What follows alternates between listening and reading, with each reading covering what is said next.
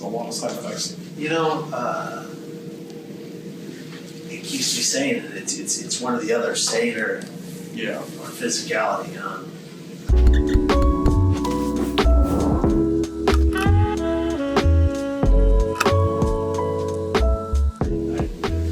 I'd rather be as sane as I can for as long as I can, I guess. Yeah, definitely worth a cough. Yeah.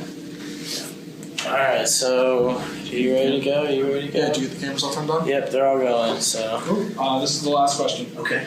So you have a book coming out in July, Cracked Not Broken, Surviving and Thriving After Suicide Attempt. Who do you believe should read this book, and what is the real message you were trying to get across to your audience? I have a book called Cracked Not Broken, Surviving and Thriving After a Suicide Attempt. And the question is, who do I believe should read this book?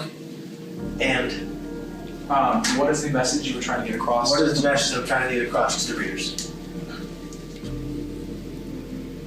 For many reasons, everyone who has ever lived a day past 5 years old should read this book.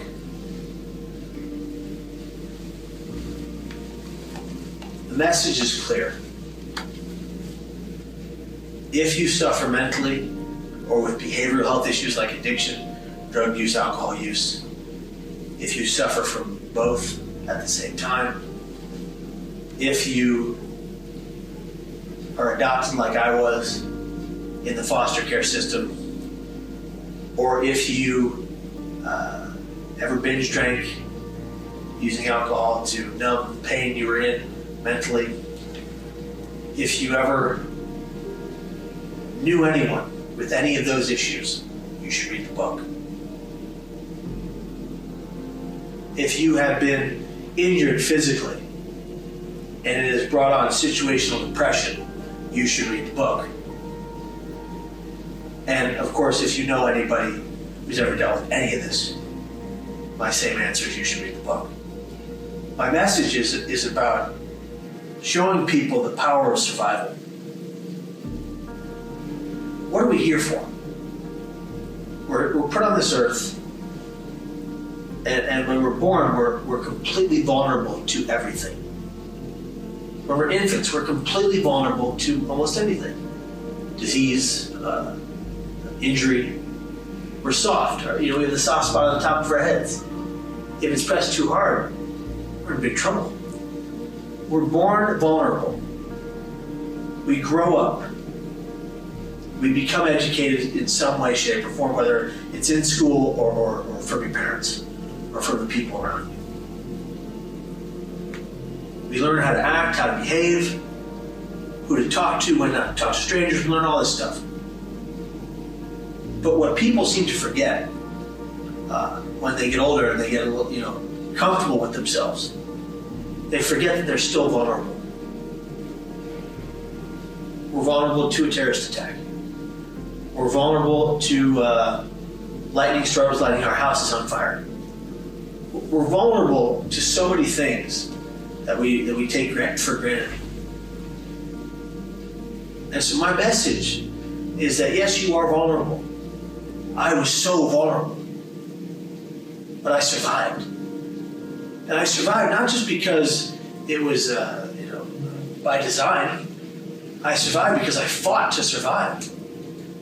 Anything and everything that came in my path.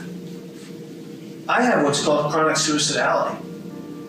I have these thoughts quite often. They're part of my life. But I have chosen to be responsible for my mental illness. I have chosen to accept that it is real. In doing so, I've chosen to fight it every single day. And so I didn't just survive from the Golden Gate Bridge. I survived from constant suicidal thought. I survived from mental illness that nearly destroyed me and my family. And I will continue to survive. And I'm of the belief that someday, far, far away from here, I'll hopefully die of natural causes. Maybe at 110. Because I don't just survive, I believe in survival. But I don't just believe in survival. I have to live to thrive. I have to do well by me and by the people around me because I care. The difference between me, I think, and people you meet, you see around wherever, is that my level of empathy since I was, I can remember, 2 years of age, was always heightened. It was always so much more than my friends or even some of my family members. What I mean by that is, I'd see a person suffering, a homeless person, and where other people would walk by, I would hurt when I walked by. And I would really hurt if I didn't do anything about it. I can't give a homeless person a new home. I can't give them food for every day. But when I see them, I can say hello, I can smile, no matter what their reaction. And I can offer them what I can. A sandwich, a soda, a coffee, whatever they're in the mood for. I use a homeless person as an example because there are so many people around the world that walk by, look at that person and go, get a job. Why don't you just get a job? Do you think that person woke up at 4 years old and said, you know what I'm going to be when I grow up? A homeless person. No way. That person had dreams. That person had aspirations. That person had hopes. And for whatever reason, they're there on that street, begging for food and money.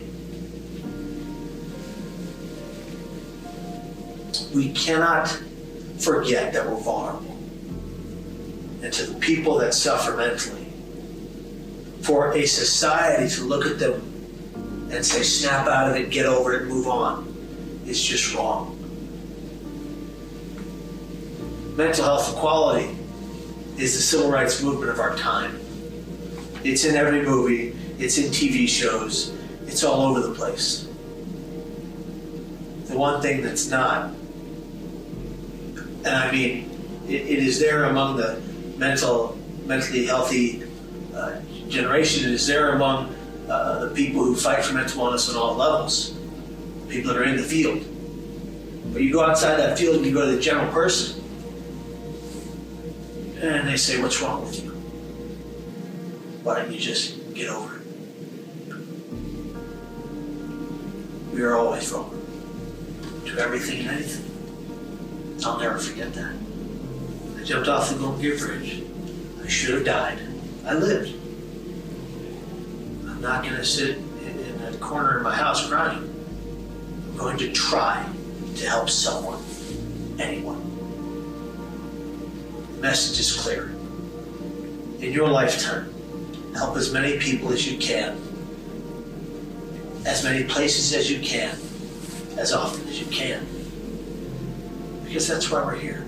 We're not here for ourselves. We're not here to make millions of dollars and wash it all away with gold chains. We're here to help those around us find hope. That's how I feel. Dude, that was amazing. Thanks, I think we got everything.